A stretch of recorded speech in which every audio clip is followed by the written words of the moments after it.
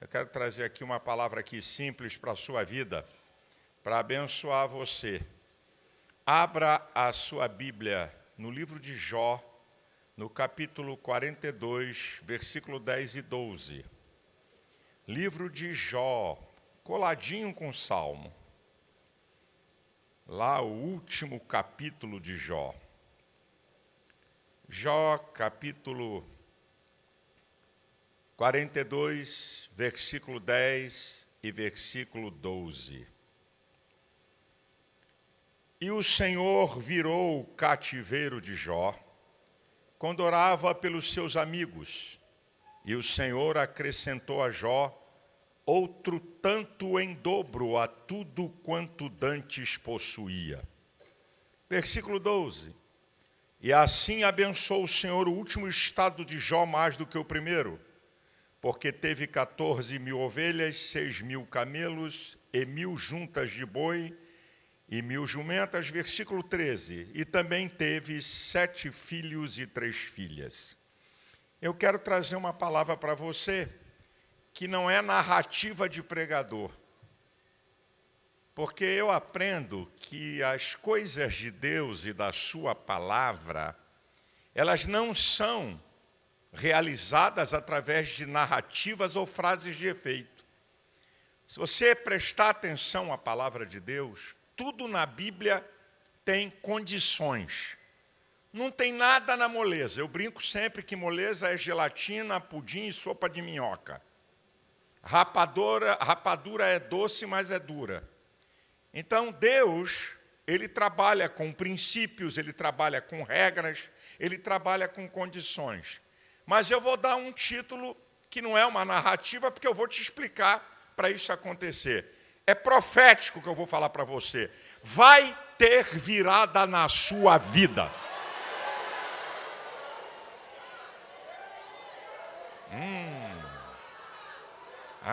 Falou em virada, o povo fica animado. O pregador chega e diz: irmão, vai ter virada, aleluia. Aí tem língua estranha, dá cambalhota, dá glória a Deus. Mas eu vou escolher 4 personagens da Bíblia que você vai entender como é que eles estavam, o que aconteceu, o que motivou uma virada na vida deles e o resultado. São 3 coisas: o estado, os fatores da virada e o resultado da virada. Porque não é nada no blá, blá, blá. Então, eu vou começar por Jó, que é o texto base que eu escolhi. Qual é o estado que Jó se encontrava? Então, vamos lá. Ele era um cara rico, o mais rico do Oriente, extremamente temente a Deus. De uma hora para outra, ele perde simplesmente tudo. Ele perde toda a sua riqueza. Se você fizer uma análise da riqueza de Jó, ele possuía 3.000 camelos, a maior via de transporte da época. Para você ter uma ideia, um tempo desse atrás, a maior empresa rodoviária do mundo era a Itapemirim. Ela possuía perto de 3.000 ônibus. Jó era o dono da Itapemirim do Oriente Médio. Ele tinha 500 ovelhas, 7.000 ovelhas, 500 jumentas, Scania Vabis, caminhão de transporte, 500 juntas de boi, arar a terra. Ele tinha uma potência na agricultura, 7.000 ovelhas, leite, produção. Ele perde tudo isso, ele perde a família, ele perde prestígio, posição, honra. Você imagina um cara mais rico do Oriente e, de repente, vira o mais pobre do Oriente. Ele vai perdendo tudo isso e a marca da sua vida é sofrimento. Isso aqui é a vida de Jó. É isso aqui. Pode ser que você não se pareça tanto, porque eu nunca vi ninguém perder tanto numa mesma hora. Eu nunca vi. Na história da Bíblia não tem um outro homem que perdeu tanto numa mesma hora. Assim, uma notícia atrás da outra. Vieram os sabeus e levaram camelos, e vieram e levaram as jumentas, e caiu fogo do céu, consumiu as ovelhas. E uma notícia, veio um vento, bateu no quatro cantos da casa, onde estavam todos os seus filhos reunidos, matou todo mundo. Eu nunca vi tanta notícia ruim junta. Aqui está um estado terrível da vida de Jó. Agora, quais os motivos para ter uma virada na vida desse cara? É aqui que está a chave, irmãos. A gente fala, eu quero virada, eu quero mudança. Eu não aguento mais com essa situação, eu estou atravessando uma situação dificílima. Então, o que a gente aprende aqui? O que é fundamental, os fatores fundamentais para a virada de Jó na sua vida. Número 1, sua fidelidade a Deus. Todo mundo sabe que Satanás faz um desafio a Deus pela fidelidade de Jó.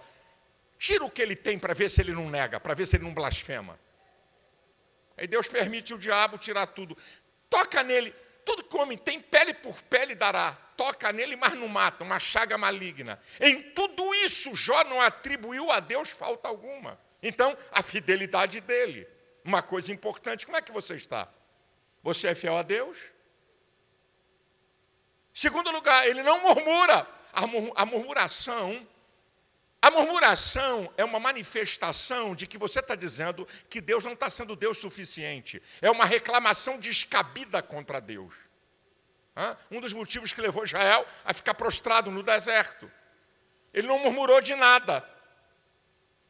A sua fé e esperança. Quando você chega no capítulo 19 e versículo 25, o capítulo 19 ele diz, olha, as crianças não querem chegar perto dele.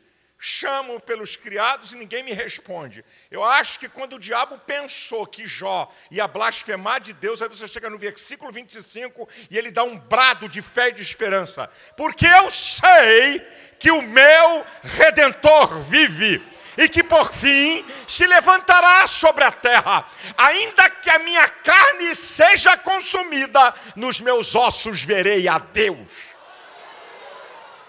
Fidelidade, não murmura, fé e esperança, e uma outra coisa fenomenal que é difícil pra caramba, paciência. Tiago capítulo 5, versículo 11, vai falar de Jó, falando que nós temos por bem-aventurados que sofreram. Vocês viram a paciência de Jó? Olha, vai citar Jó.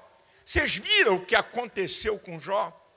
E como o Senhor o atendeu? Porque o nosso Deus é misericordioso e piedoso. A paciência de esperar a hora de Deus. Isso não é uma coisa fácil. Pimenta no olho dos outros é refresco. Quando você está debaixo de luta, debaixo de grande adversidade, não é brincadeira esperar. E a paciência é pessoa que suporta dor, infortúnios. Isso é o paciente. Pessoa que suporta dor, infortúnios sem queixa e com resignação. Aguenta firme. Segura a sua onda. Eu estou mostrando a construção de Jó. Agora, a chave da virada. Está no versículo 42 e no 10. Texto básico que eu li. E o Senhor virou o cativeiro de Jó quando orava pelos seus amigos. A oração intercessória. Você intercede por alguém e Deus age por você. A chave da virada de Jó é quando ele orou. Interessante, ele não orou pela sua questão. Eu podia colocar um outro elemento também que contribuiu desse conjunto de fatores para a virada de Jó. É que Jó se submete a Deus, reconhece que estava errado, reconhece que falou o que não tinha que falar. Você encontra isso no capítulo 42, versículo 6. A sua submissão, o seu reconhecimento a Deus e a chave da virada. Agora, qual é o resultado da virada? E que seja profético para você. Mas a gente só quer o profético e não quer a condição. Esse é o problema, irmãos, da igreja, do povo de Deus. A gente só quer o resultado, mas a gente não quer a causa. A gente quer o profético, mas não quer a condição para o profético acontecer. O resultado na vida de Jó: restituição em dobro de todos os seus bens. Que essa seja uma palavra profética para alguém que perdeu coisas, que o Senhor te retribua em dobro. Restauração da família. Ele voltou a ter os 10 filhos, uma vida melhor e mais abençoada do que antes. Deus lhe deu em dobro todas as coisas. Longevidade. Depois desse fato, ele viveu mais 140 anos. E outra, ele vê a bênção de Deus que poucos veem e participam. Ele viu até a sua 4ª geração, tetravô. Ele viu até a sua 4ª geração e diz o texto que ele morreu cheio de dias. A minha mãe é trisavó. Ela já viu até a sua 3ª geração. Tem 96 anos de idade. Isso não é para qualquer um. Eu quero declarar que se você obedecer às condições de Deus, vai ter virada na sua vida e coisas surpreendentes vão acontecer. Eu queria que você repetisse no meu sinal. Você vai dizer assim: vai ter virada na minha vida. Vamos lá? 1, 2, 3, já!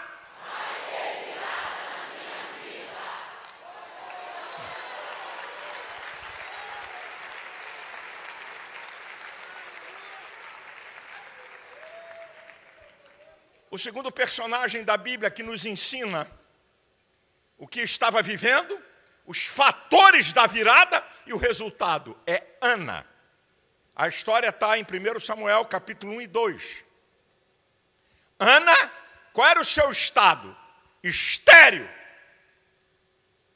Número 2, motivo de zombaria. Você está sofrendo bullying, irmão? Deboche? Estão zombando de você?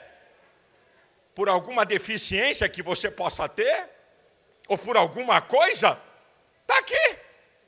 É Ana. O estado que ela encontra. Uma vida de zombaria, tristeza, desgosto, porque ela era uma mulher estéril, e a mulher naquela época, não gerar filhos, era uma vergonha para ela. Ela tinha uma concorrente, Eucana, seu marido, Ana e Penina. Penina gerava filhos e Ana não, e Penina zombava de Ana. Agora, quero te dar uma palavra. Se tem algum impedimento na tua vida, ou alguma coisa triste, não adianta você ficar choramingando que não vai resolver a questão. Quais são os fatores da virada de Ana? Quais os fatores? Pô, eu digo, irmão, eu repito para você, para de querer resultado no aqui e no agora. Para de pensar que um culto numa vigília dá resposta, ou num culto de domingo, ou no culto da terça-feira da palavra, o seu problema vai ser totalmente resolvido num culto. É processual. Aprenda isso, irmão. Olha a virada na vida dessa mulher. Olha o que aconteceu para ter uma virada na vida dessa mulher. Primeiro, oração contínua. Continuamente ela orava a Deus. Os crentes hoje não querem orar. Querem que Deus faça o milagre, como se Deus fosse mandrake. Muita gente não sabe nem o que é isso. Isso era o quadrinho na minha época, de um cara mágico que tinha uma varinha e fazia tudo acontecer. Tem gente que está pensando que Deus trabalha como mandrake, é uma varinha, plim, e vai acontecer, e vai ter a virada, e a porta vai se abrir, e a coisa vai acontecer. Não é assim não, meu irmão. Perseverança em oração. 2, essa mulher tem quebrantamento. Ela se derrama diante de Deus. 3, ela faz um voto ao Senhor. 4, a sua oração é com o coração. Não tem grito, não tem berro, não tem choro. Só movia com os lábios. O sacerdote pensou que ela estava bêbada, que ela estava mamada. Não, é tristeza de alma. Ela só com os lábios, ela estava orando com coração, mente, vontade e sentimentos. Está aqui, meu irmão. Quebrantamento, perseverou na oração, fez voto a Deus, derrama seu coração diante de Deus, ora com coração. Agora, meu queridão, vai ter virada na vida de Ana. Vai ter virada na vida dessa mulher. Qual é o resultado? Ela recebe a bênção. Ah, faltou um detalhe. Essa mulher faz um voto que ela oferece aquilo que ela pedia a Deus. Você já parou para pensar? Você ora a Deus para Deus te dar uma vitória e você oferece a vitória para Deus? Já parou? Ela falou, Senhor, se tu me deres um filho, eu vou te oferecer todos os dias. Isso é muito interessante. Agora, olha a virada na vida dessa mulher. Olha o resultado. Recebeu o voto, cumpriu o voto, entregou Samuel, traz uma oferta e adora a Deus. Tem o cântico de Ana. Tem gente, meu irmão, que quando a coisa está no estreito, ele quer dar até o que não tem. Mas depois que a porta é aberta, ele tem amnésia gospel. Como é que foi? Quem foi? Quem fez? Como? Fica mais miserável. Quando era pobre, mais pobre, dava oferta melhor. Deus abriu a porta, fez uma virada na vida dele e se torna mais miserável para ofertar. Meu irmão, nós estamos enganados. Olha o resultado na vida dessa mulher. Deus lhe surpreende acima do que ela pediu.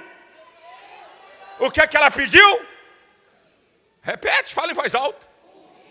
No capítulo 2, versículo 21, diz que ela teve 3 filhos e 2 filhas mais. Aquilo que está em Efésios 3, 20 e 21. Ora, aquele que é poderoso para fazer tudo mais abundantemente, além do que pedimos ou pensamos, segundo o poder em que nós opera, a Ele glória na igreja por Jesus Cristo em todas as gerações. Eu quero declarar para você, eu não sei o que você está pedindo, eu não sei que área de virada você vai ter, eu não sei qual é o teu voto, ou o que você vai oferecer a Deus, mas Deus vai te surpreender e vai fazer além do que você pede. Dá para você dizer, vai ter virada na minha vida? Vamos lá?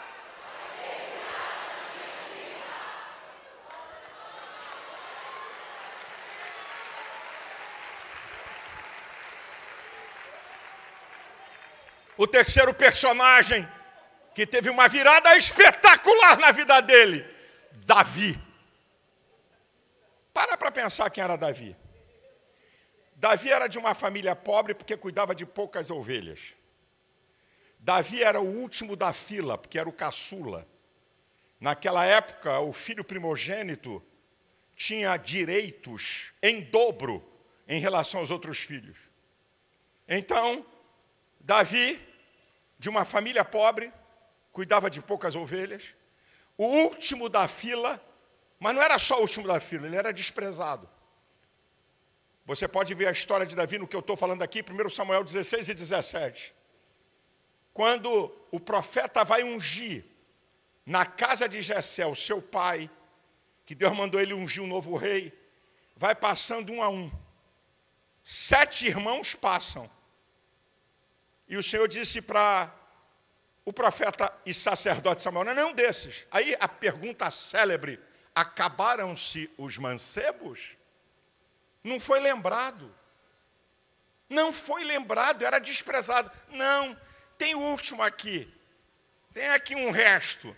Tem aqui o mais desprezível que está lá no campo, cuidando de ovelha. Pode mandar chamar, porque a gente não vai sentar para comer nem para sacrificar enquanto ele não chegar. Isso aqui é um resumo da história de Davi. Pobre, de uma família pobre, último da fila, desprezado, sem importância nenhuma. Agora vamos aos motivos da virada.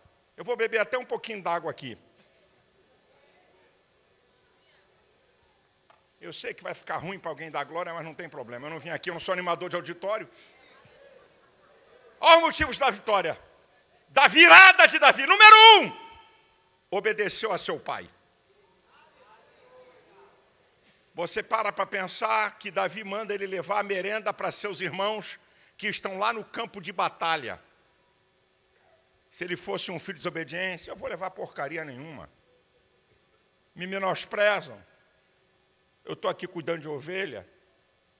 Eu vou comer esses bolinhos aqui mesmo, vou dar para as ovelhas. Não vou levar nada. Ele obedece seu pai. Você é filho obediente? Você se submete a uma autoridade espiritual? Quem é teu pastor? Você é membro de que igreja? Submissão à autoridade. Estou mostrando aqui Davi. Não estou inventando nada, meu filho. Ele é obediente. Número 2, ele tem discernimento espiritual. Quando ele chega diante do campo de batalha, numa banda do monte Israel, na outra banda do monte os filisteus, e lá no meio do vale, um cara, perto de 3 metros de altura, cuja couraça pesava 70 quilos, a lança 30 quilos, o escudo uns 30 quilos, uma espada de 25 quilos. A Bíblia fala que quando o rei Saul e Israel viam esse homem, fugiam da sua face. E quando ele falava desafiando o exército de Israel, eles temiam. Davi estava vendo a mesma coisa que todo um exército estava vendo. Mas no versículo 26 ele diz assim: quem é este incircunciso para afrontar o exército do Deus vivo? Você sabe o que Davi estava vendo? Esse cara não tem pacto com Deus. Eu tenho pacto com Deus. Eu sou circuncidado. Você foi circuncidado pelo sangue. Você não é qualquer um. Quem é que está se levantando contra você? Quem é que quer te derrubar? Quem é que quer te derrotar? É grande? É poderoso? Não é nada diante do Deus que você serve. Olha o discernimento do garoto. Quem é esse incircunciso? Quem é esse folgado? Esse cara que não tem pacto com Deus, afrontando o exército do Deus vivo. Olha o discernimento espiritual dele. Olha a dependência de Davi de Deus, em 1 Samuel 17:37. O Senhor me livrou do leão e do urso. Ele me livrará desse filisteu. Olha a visão de Davi. Você sabia que Davi nunca chamou Golias de gigante?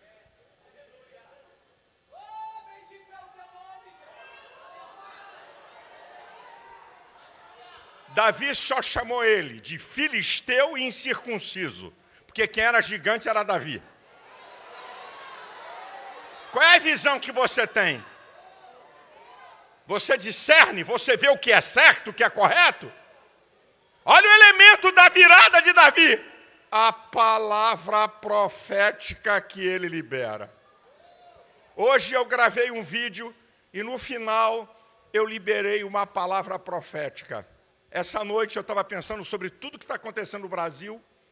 E de vez em quando eu gravo uns vídeos para Xandão. E eu estou vendo toda essa injustiça. Aí o Espírito Santo nessa madrugada falou: ei, você é uma voz profética. Você não pode só estar falando no campo ideológico e político. Libere uma palavra profética.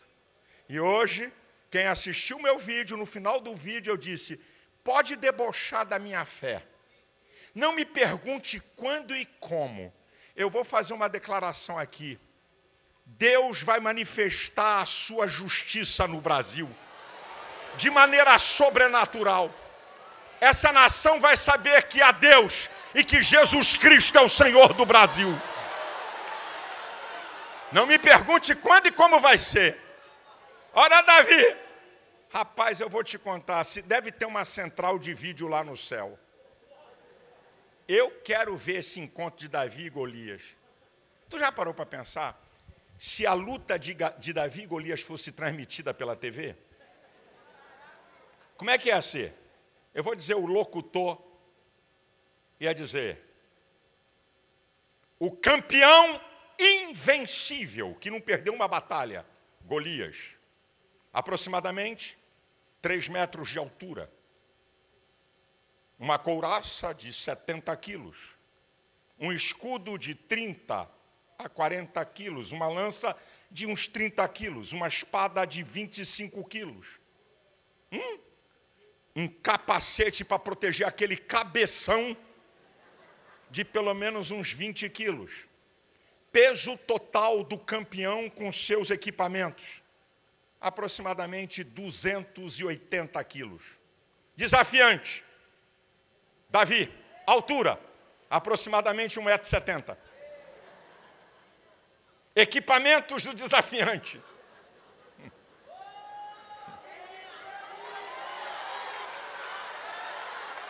Funda, 30 gramas. 5 pedras, 250 gramas. Alforge, mais uns 50 gramas. Cajado de pastor, mais 80 gramas. Peso total do desafiante com seus equipamentos, 70 quilos. Bolsa de aposta de Jerusalém, 10-0 para Golias. Aí você imagina um cara que nunca perdeu uma batalha, está lá no meio do vale desafiando por 40 dias Israel, de manhã e de tarde, não aparece ninguém, aí desce um garoto. Rapaz, isso ia virar meme. Aí desce um garoto e ele diz: vem cá, mandaram um moleque desse com pau na mão e pedra? Eu sou algum cão? Diz o texto que ele amaldiçoa Davi pelos deuses dos filisteus. Davi espera ele falar: ei, deixa teu inimigo falar de você, para você saber tudo que ele pensa a teu respeito. Quando ele para de falar, quem vai falar é Davi, no versículo 45 ao 47 de 1 Samuel 17. Ele diz para Golias: tu vens a mim com espada, com lança e com escudo, porém eu venho a ti em nome do Senhor dos Exércitos, o Deus dos exércitos de Israel, a quem tu tens afrontado. Hoje mesmo eu vou cortar a tua cabeça e dar ao arraial dos filisteus as aves do céu. Em toda a terra há de saber que há Deus em Israel, e toda essa congregação há de saber que o Senhor livra com espada, porque não com espada, porque do Senhor é a guerra. O que Davi falou aconteceu. Ele liberou uma palavra profética, cortou a cabeça de Golias, o arraial dos filisteus foi dado às aves do céu e às bestas da terra, e toda a terra reconheceu que há Deus em Israel. Ei! Teus inimigos vão saber que o teu Deus é vivo, é grande, é poderoso, é incomparável. Tem alguma glória para Deus aí? Tem algum louvor para Ele?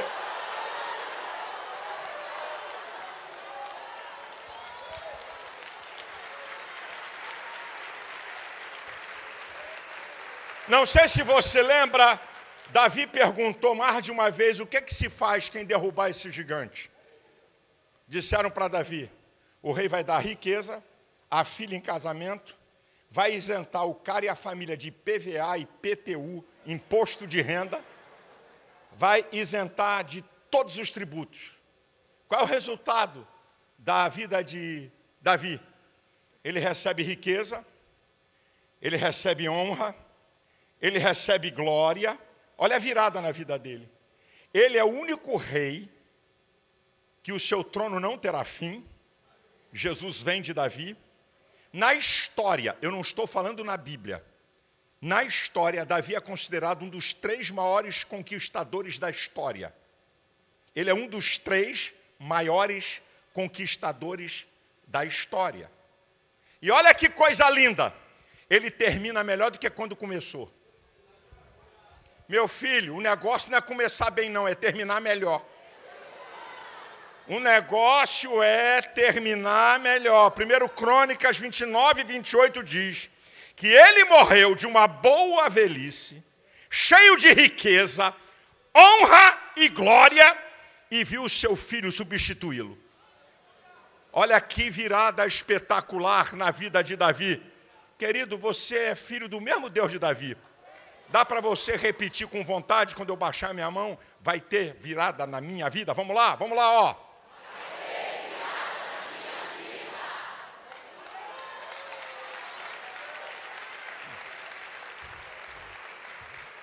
Vocês estão vendo que há condições para virada? Vocês estão vendo que não tem virada com frase de efeito, nem com bravata? Eu vou para o último personagem e vou encerrar minha palavra. Mefibosete. Está em 2 Samuel, capítulo 9. Quais marcas da vida de Mefibosete? Mefibosete perdeu tudo. Ele era filho de Jonatas e neto de Saul. Saul e Jonatas foram mortos. Ele perdeu tudo. Perdeu tudo que tinha direito. Isso é a primeira coisa. Segundo lugar, ele sofre um grave acidente quando a sua ama, ao receber a notícia da morte de Jonatas de Saul, corre com ele, escapole da mão da mulher, ele cai quando ele tinha 5 anos e ele fica aleijado de ambos os pés. Olha a vida dele. Vai depender totalmente dos outros para viver. Ele vai morar em um lugar miserável chamado Lodebá, que significa lugar seco. Ele vai para a casa de favor de Maqui. O significado do nome Mefibosete é vergonha destruidora. Olha a história dele. Está reclamando da sua?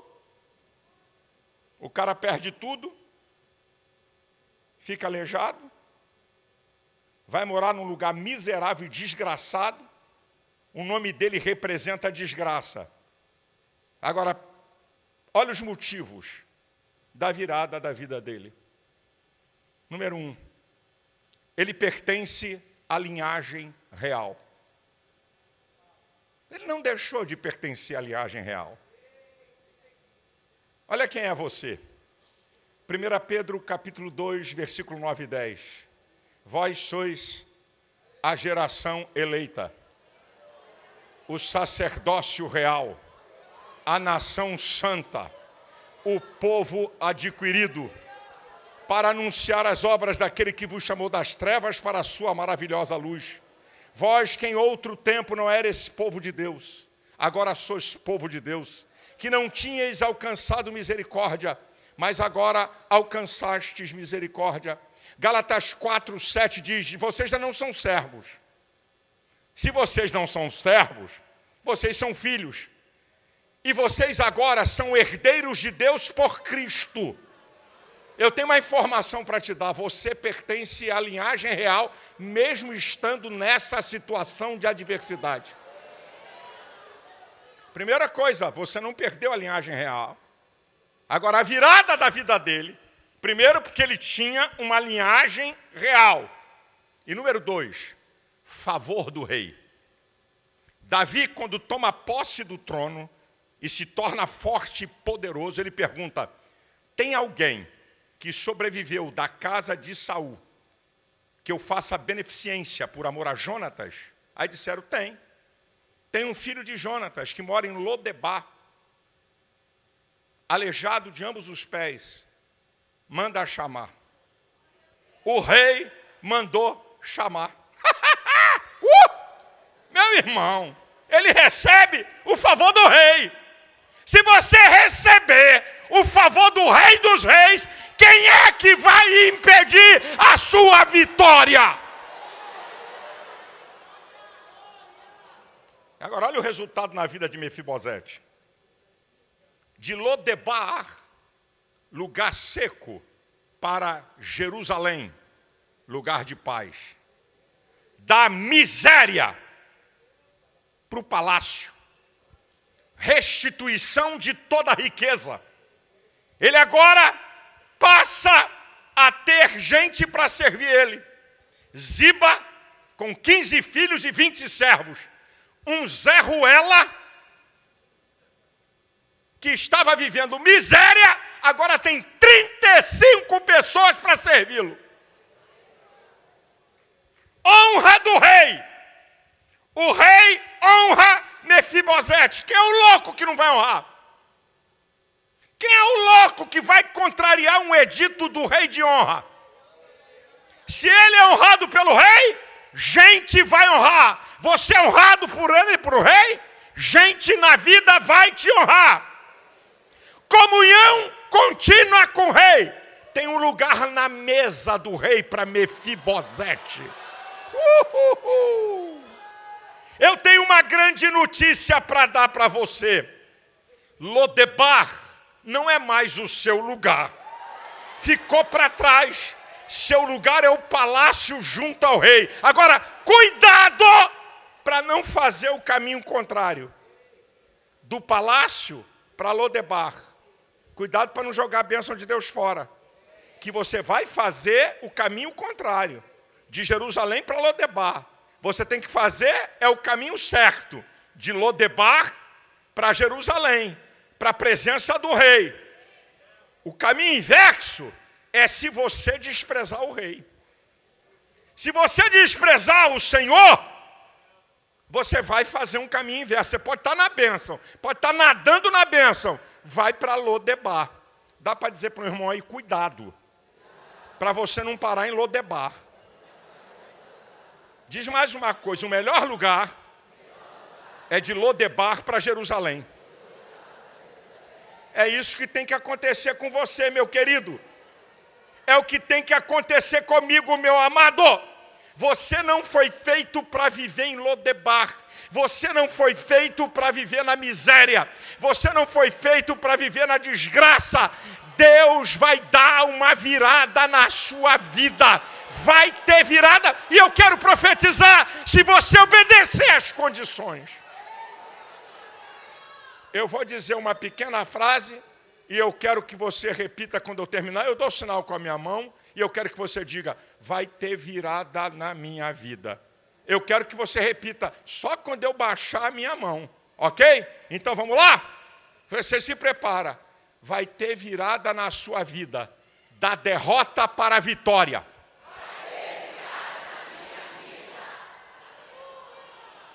Só até aí. Eu profetizo e você concorda. Segundo, você vai sair da escassez para a fartura. Do impedimento para o milagre. Do pior para o melhor. Do caos para a ordem. Da tempestade para a bonança. Mais uma vez.